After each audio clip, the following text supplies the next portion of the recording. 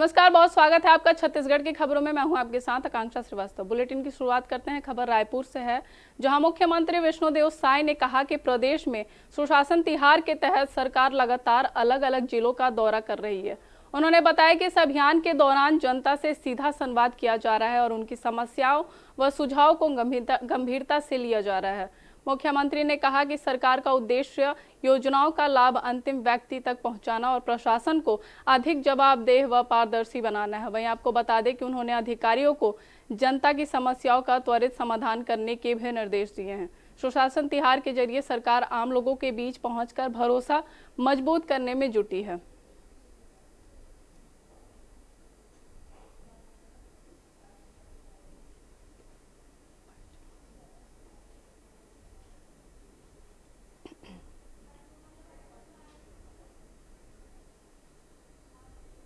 चल रहा है हमारे प्रदेश में और इसके दौरान लगातार जिलों में जाना हो रहा है, लोगों के बीच में लोगों से मुलाकात कर रहे हैं। लेकिन एक अच्छा वातावरण प्रदेश के अंदर में है। सरकार के प्रति लोगों की सोच बहुत अच्छी है और आज रायपुर वासियों के लिए बड़ा सौभाग्य का दिन है कि हम लोग आज ये वाल्टियर रेलवे ओवरब्रिज और एक सड़क का चौड़ीकरण दोनों का लोकार्पण यहाँ पर किए हैं और इसके लिए पूरे रायपुर वासियों को और विशेषकर इस कचना क्षेत्र के लोगों को बहुत बहुत उनको बधाई देते हैं, शुभकामनाएं देते हैं। इनके बनने से इनको आवागमन में बड़ी सुविधा होगी। इस रेलवे ओवरब्रिज के नहीं रहने से कई बार लंबे समय तक रेल गुजरने का इंतजार करना पड़ता था। अब वो इंतजार करना नहीं पड़ेगा और इसके लिए हम हमारे प्रदेश के डिप्टी सीएम, जिनके पास लोक निर्माण विभाग भी है, और उनकी पूरी टीम को बहुत बहुत धन्यवाद देते हैं, शुभकामनाएं देते हैं, बधाई देते हैं कि उन्होंने युद्ध स्तर पर काम करके इसको समय पर पूरा किया है। अब खबर बलौदाबाजार से। जिले में आयोजित समाधान शिविर में मुख्यमंत्री विष्णुदेव साय ने कहा कि सुशासन तिहार का उद्देश्य सरकार को गांव-गांव पहुंचकर लोगों की समस्याओं का समाधान करना है। उन्होंने भीषण गर्मी में बड़ी संख्या में पहुंचे ग्रामीणों का आभार जताते हुए कहा कि सरकार सीधे गांवों में जाकर लोगों से संवाद कर रही है ताकि पानी, बिजली, सड़क जैसी मूलभूत सुविधाओं की स्थिति समझी जा सके। वहीं आपको बता दें कि मुख्यमंत्री ने बताया कि राज्य में लगातार दूसरे वर्ष सुशासन तिहार आयोजित किया जा रहा है। उन्होंने प्रधानमंत्री आवास, धान खरीदी, महतारी बंधन योजना और लखपति दीदी अभियान की उपलब्धियां भी गिनवाई।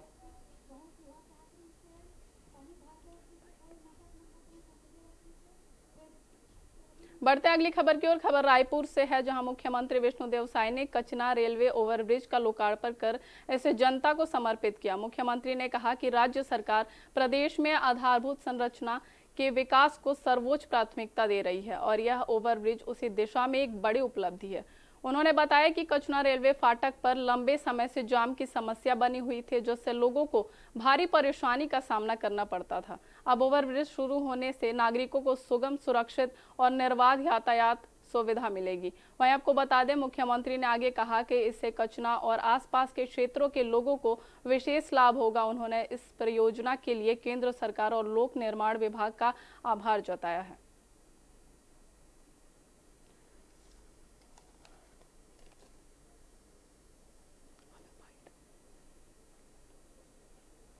अब खबर कबीरधाम से। जिले के बोडला विकास खंड में आयोजित सुशासन तिहार में उप मुख्यमंत्री विजय शर्मा ने कहा कि जनता की सेवा करना हमारा परम धर्म है। उन्होंने ग्रामीणों से सीधे संवाद कर उनकी समस्याएं सुनी और कई मामलों का मौके पर ही निराकरण किया। उप मुख्यमंत्री ने अधिकारियों को निर्देश दिए हैं कि सभी आवेदनों का तय समय सीमा में संवेदनशीलता के साथ समाधान किया जाए। वहीं आपको बता दें कि शिविर में ग्रामीणों को खसरा और ऋण पुस्तिका जैसे दस्तावेज वितरित किए गए। उन्होंने बताया कि 26 ग्राम पंचायतों के 4000 से अधिक हितग्राहियों को प्रधानमंत्री आवास योजना की स्वीकृति मिली है। इस दौरान अटल डिजिटल सेवा केंद्र, स्मार्ट क्लास, महतारी सदन, मिनी स्टेडियम और योजनाओं की जानकारी भी दी गई। उप मुख्यमंत्री ने विभिन्न विभाग स्टॉल का निरीक्षण कर योजनाओं के बेहतर क्रियान्वयन के निर्देश दिए हैं। 29 को होने वाले कार्यक्रम में जितने उसके अंतर्गत आने वाले ग्राम पंचायत हैं, सबके सचिवों को सूचना कर कि वहां पर मुनादी हो कि जिसको भी अपना B1 खसरा या फिर जीर्ण शीर्ण हो गई है ऋण पुस्तिका, तो ऋण पुस्तिका बनवाना हो वो फ्री ऑफ कॉस्ट मुफ्त में हमारे सुशासन तिहार में बना सकते हैं। अब खबर बलौदाबाजार से। जिले में जनगणना कार्य में लापरवाही बरतने पर जिला प्रशासन ने बड़ी कार्रवाई करते हुए 2 एजेंटों को निलंबित कर दिया है। कलेक्टर कुलदीप शर्मा के निर्देशानुसार यह कार्रवाई की गई। जानकारी के अनुसार विकासखंड सिमगा के शासकीय प्राथमिक शाला तुलसी के सहायक शिक्षक अशोक वर्मा और विकासखंड कसडोल के शासकीय प्राथमिक शाला आम गांव के सहायक शिक्षक राधेश्याम दीवान की ड्यूटी जनगणना 2027 के प्रथम चरण मकान सूचीकरण और मकानों की गणना कार्य में लगाई गई थी। वहीं आपको बता दें कि कार्यों में लापरवाही पाए जाने पर दोनों को स्पष्टीकरण जारी किया गया था, लेकिन जवाब प्रस्तुत नहीं किया गया, जिसके बाद जिला प्रशासन ने इसे गंभीर मानते हुए तत्काल प्रभाव से दोनों को निलंबित कर दिया है।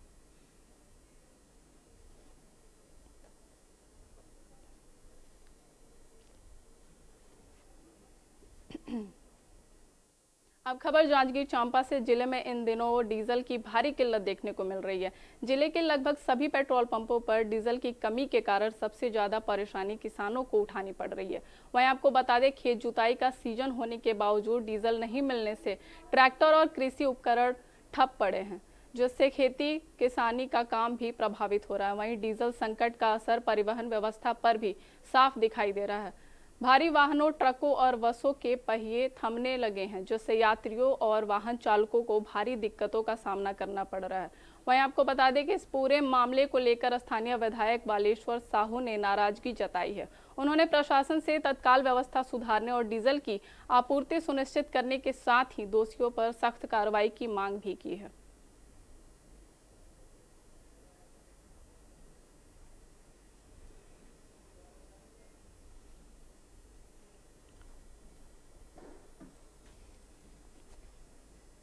वहीं आपको बता दें कि भारी डीजल पेट्रोल की किल्लत के बाद विधायक बालेश्वर साहू ने कार्रवाई की मांग की है। जांजगीर चांपा में पेट्रोल पंपों पर डीजल की भारी किल्लत को देखते हुए विधायक ने नाराजगी जताई है। परिवहन व्यवस्था चरमरा गई है। डीजल की किल्लत की वजह से यात्रियों को भारी परेशानी का सामना भी करना पड़ रहा है।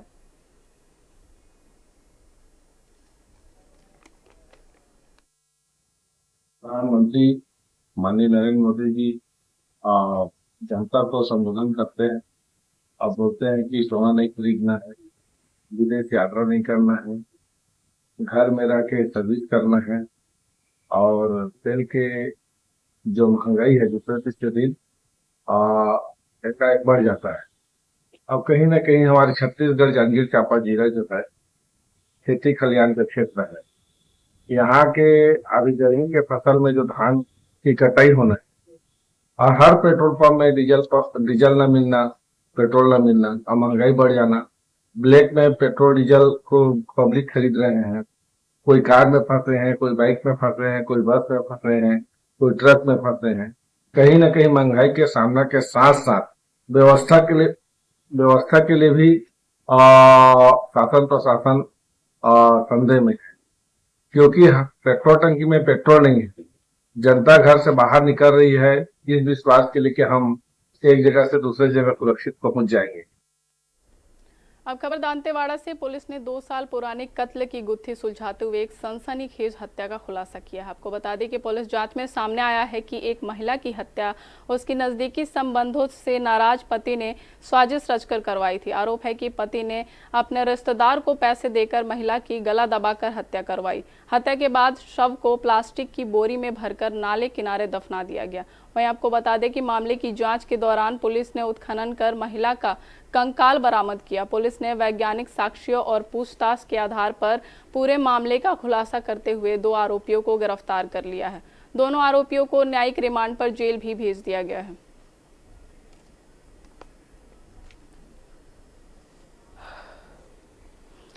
वहीं आपको बता दें कि पुलिस ने 2 साल पुराने हत्या के मामले की गुत्थी जो है सुलझा ली है और इसमें 2 आरोपियों को गिरफ्तार किया। आपको बता दें गला दबाकर महिला की हत्या की गई थी, जिसके बाद पुलिस को जांच में प्लास्टिक की बोरी से महिला का कंकाल भी मिला है, जिसके बाद पुलिस ने इस पूरे मामले का खुलासा करते हुए 2 आरोपियों को गिरफ्तार किया है।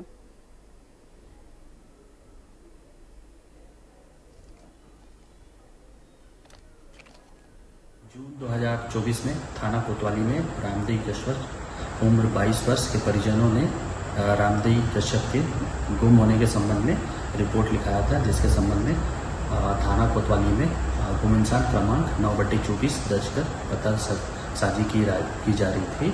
इसी क्रम में पुलिस अधीक्षक श्री गौरव राय द्वारा क्राइम मीटिंग में अपराध निकाल एवं गुम इंसान पता साजी हेतु विशेष निर्देश दिए थे, जिस पर कोतवाली के गुम इंसान क्रमांक 9/24 में डीएसपी राहुल विके के नेतृत्व में एक विशेष टीम गठित किया गया था और साइबर एनालिसिस और गवाहों के कथन पर ये पता चला कि कमली कर्टम निवासी तोयलंका को अपने पति के ऊपर शक था कि उनके पति और गुम इंसान रामदेव कश्यप के काफ़ी नज़दीकी संबंध है। इसी शक के आधार पर उन्होंने गांव के ही पूंगाराम कर्टम के साथ रामदेव कश्यप की हत्या की योजना बनाई और लक्ष्मी नाग की मदद से उन्होंने पूंगाराम कर्टम ने रामदेव कश्यप का गला दबा के हत्या किया, जिसके बाद पूंगाराम कर्टम ने तोयलंका में अपने घर के पीछे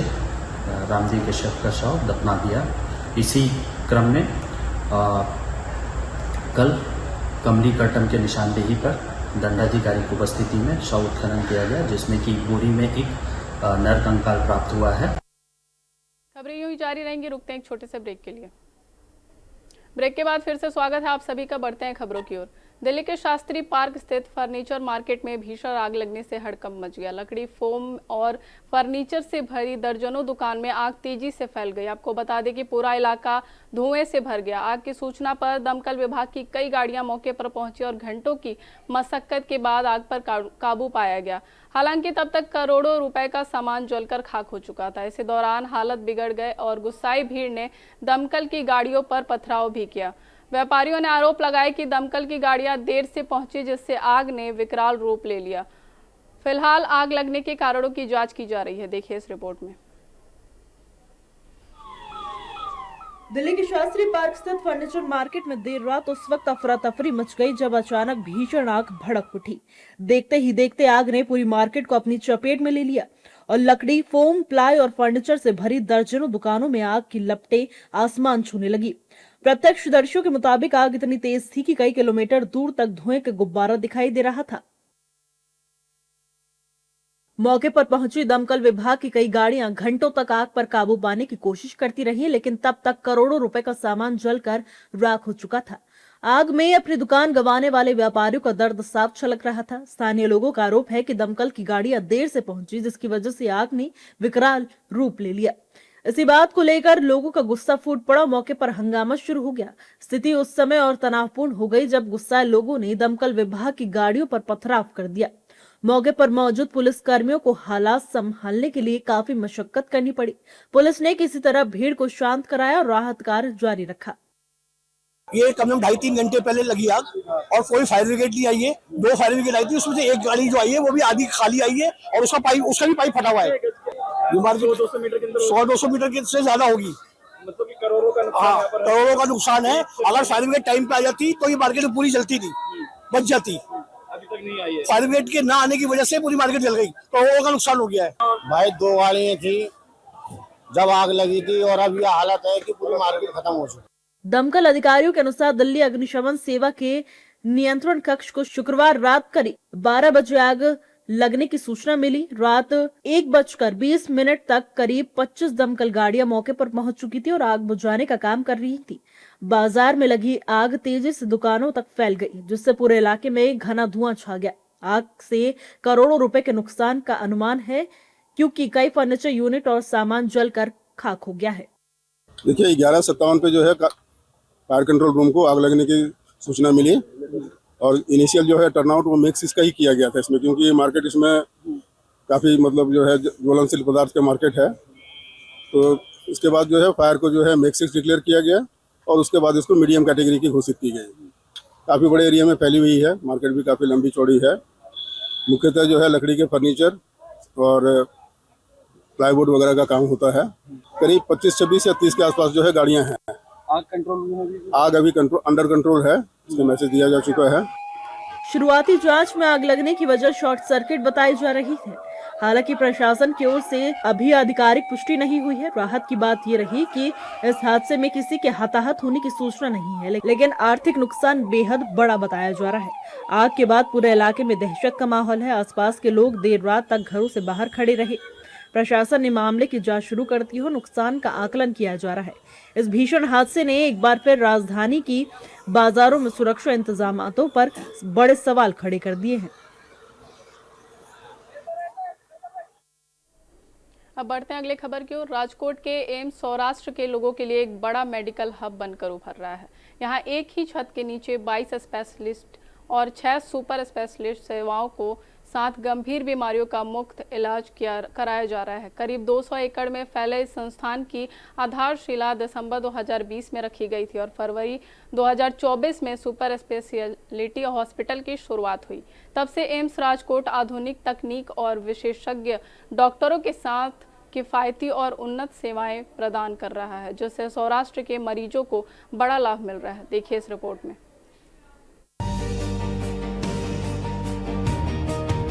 राजकोट में स्थित अखिल भारतीय आयुर्विज्ञान संस्थान यानी एम्स सौराष्ट्र के लोगों के लिए एक बड़ा मेडिकल हब बनकर उभर रहा है।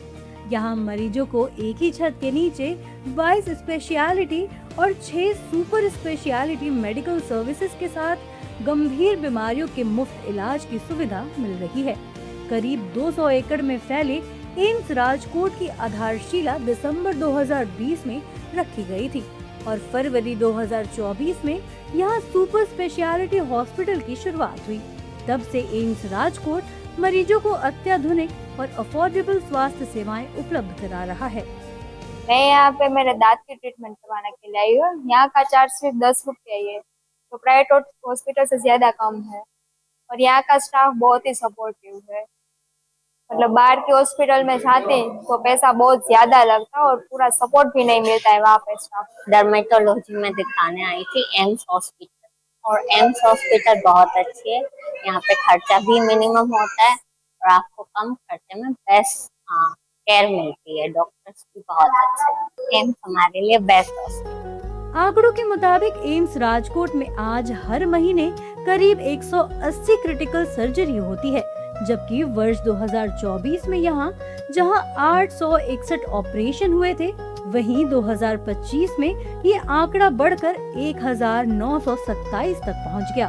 अत्याधुनिक मॉड्यूलर ऑपरेशन थिएटर और लाइफ सपोर्ट सिस्टम से लैस आईसीयू की वजह से अब न्यूरो सर्जरी और यूरोलॉजी जैसी जटिल सर्जरी भी यहाँ संभव हो रही है। इन्हीं वर्ल्ड क्लास मेडिकल फैसिलिटीज के कारण आसपास के जिलों के मरीजों को अब इलाज के लिए अहमदाबाद या दूसरे बड़े शहरों का रुख नहीं करना पड़ता है। सौराष्ट्र के जो मरीज हैं इनके लिए एम्स में काफी फायदा हो रहा है उस मरीजों के लिए, क्योंकि पहले जैसे द्वारका या पोरबंदर या जूनागढ़ यहाँ से उनको अगर स्पेशलिटी ट्रीटमेंट की सेवाएं अगर वो चाहते हैं तो उनको अहमदाबाद या वडोदरा तक जाना पड़ता है। अभी उनको यहाँ एम्स राजकोट में ये सेवाएं मिलते हैं।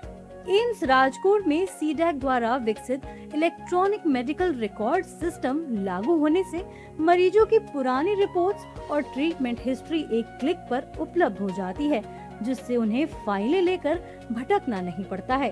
इतना ही नहीं, एम्स हॉस्पिटल में सिटी स्कैन और 3 टेस्ला MRI समेत सभी डायग्नोस्टिक और लेबोरेटरी फैसिलिटीज भी किफायती दामों पर उपलब्ध हैं। हमारे पास आधुनिक डायग्नोस्टिक फैसिलिटीज हैं, जैसे सीटी स्कैन, MRI और कैंसर के लिए मैमोग्राफी। साथ साथ लेबोरेटरी फैसिलिटीज भी हमारे मॉडर्न फैसिलिटीज हैं, जैसे हमारे पास BSL-2 लैब है जिसमें वायरोलॉजी टेस्टिंग होते हैं और पैथोलॉजी लैब जिसमें कैंसर के डायग्नोसिस होते हैं। ये सब बहुत अफोर्डेबल रेट में किया जा रहा है। यहाँ मरीजों को सिर्फ 10 रुपए का कार्ड बनवाना पड़ता है और फिर वो साल भर किसी भी विभाग में डॉक्टरों से परामर्श ले सकते हैं। एक्सीडेंट या गंभीर हालत में आने वाले मरीजों को यहाँ पहले 24 घंटे पूरी तरह से मुफ्त इलाज की सुविधा मिलती है। मेडिकल एजुकेशन के क्षेत्र में भी एम्स राजकोट तेजी से आगे बढ़ रहा है। शैक्षणिक वर्ष 2025-26 से MBBS सीटों की संख्या 50 से बढ़ाकर 75 कर दी गई है। अब तक लगभग 8.5 लाख से ज्यादा मरीजों का भरोसा जीत चुका एम्स राजकोट आज मध्यम वर्ग और गरीब परिवारों के लिए संजीवनी बन चुका है। फिलहाल आज के बुलेटिन में बस इतना ही। देश और दुनिया की तमाम खबरों के लिए देखते रहिए हमारे साथ इंडिया वॉइस। नमस्कार।